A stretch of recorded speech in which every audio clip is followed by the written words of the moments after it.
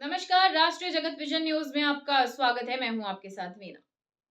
NIT Chowpatty हटाए जाने का एक तरफ कांग्रेस ने विरोध किया है, तो वहीं दूसरी तरफ बीजेपी ने कहा कि ये पूरी तरह से अवैध है।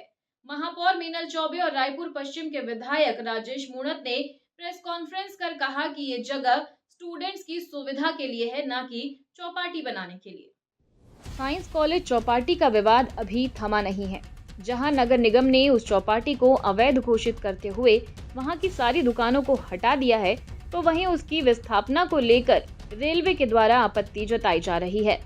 महापौर का कहना है कि उनका व्यवस्थापन जल्द ही कर दिया जाएगा, लेकिन जो दुकानें वहां लगाई गई थी वो किराए पर थी, जो कि पूरी तरह से अवैध है। वहीं रायपुर पश्चिम के विधायक राजेश मूणत ने कहा कि यूथ हब का निर्माण करने की बात कही गई थी।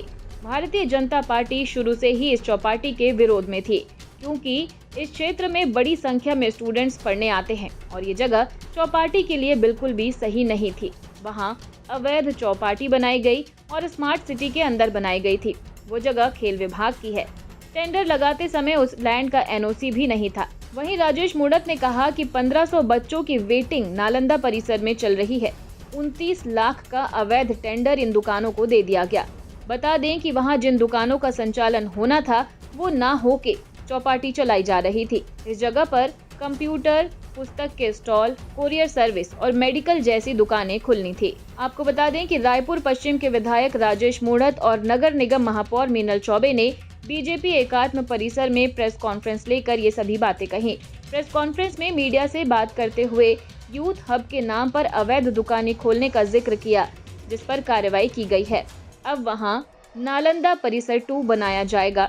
वहीं इस पर महापौर मीनल चौबे ने कहा कि अवैध कब्जा धारकों को हटाया गया है।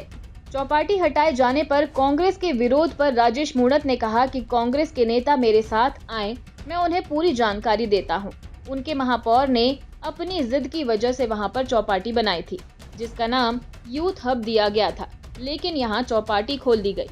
अब यहां नालंदा परिसर 2 बनाया जाएगा, जिससे स्टूडेंट्स को काफी सुविधाएं मिलेंगी। कांग्रेस पार्टी के मित्रों से आग्रह है,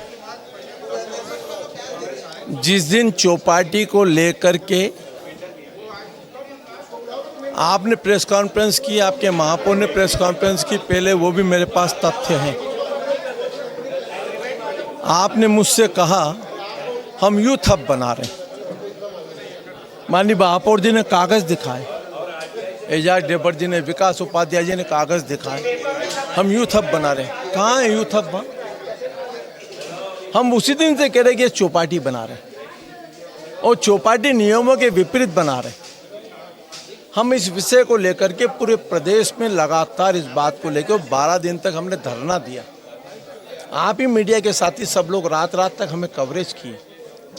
हम उस दिन भी ये कहते थे, आप गलत जानकारी, गलत तथ्यों के आधार पर, पहले तो आपको स्मार्ट सिटी को कोई काम ऐसा नहीं कर सकता, उसकी लैंड नहीं है।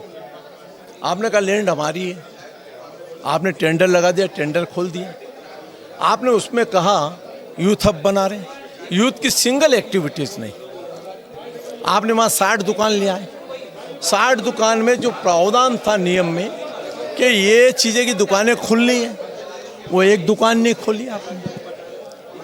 हम जनता के बीच में जाते रहे, विधानसभा चुनाव भी लड़े, लोकसभा भी लड़े, नगर निगम में भी लड़े और तब भी ये सब विषय उठाए।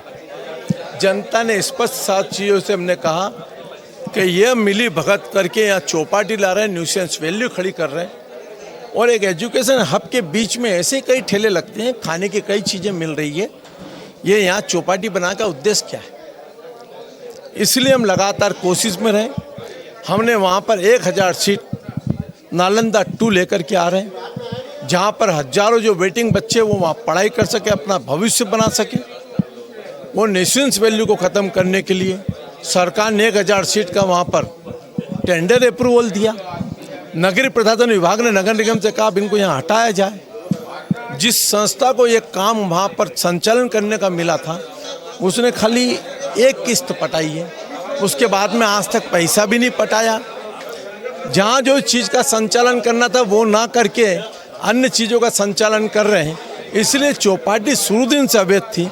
उसके बाद में कोर्ट भी गए, कोर्ट ने और नगर निगम ने दोनों के बीच में समझौता किया, समझौते में लिख के दिया कि आप हमारे को यहाँ व्यवस्थापन दे दीजिए, हम जाने को तैयार हैं। वहाँ पर सब कुछ होने के बाद जब ये सब चीज़ क्लियर हो गई तो आज नगर निगम ने उनको हटा दिया है। हर व्यक्ति को रोजगार मिले, जो उसका हक रखता है उसको रोजगार मिले, उसकी कोई तकलीफ है हम सब मिल करके बैठ करके सॉर्ट आउट करेंगे। ये शहर को सुंदर और स्वच्छ बनाने के लिए भाजपा संकल्पित है। और फिलहाल खबरों में इतना ही। अपडेटेड रहने के लिए हमारे चैनल को सब्सक्राइब कर लीजिए। नई खबरों के नोटिफिकेशन के लिए बेल आइकन जरूर दबाइए। नमस्कार।